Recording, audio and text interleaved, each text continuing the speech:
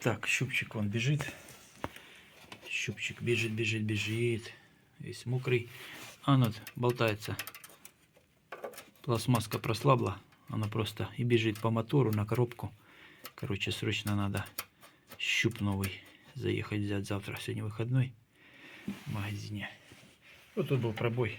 Шпилька. Кстати, на заметку, что может стучать на движке на классическом. Когда уже гаек накрутили на шпильки, посрывали резьбы распредвальные. А тут они почти все там. Короче, их менять надо. 3 штуки там, по-моему, сорваны. Нормально закрутить глубоко шпилечку новую. Где сорвано, ремонтную насверлить. И тогда и шумов не будет, и помятостей. Сейчас я покажу, как там помятости.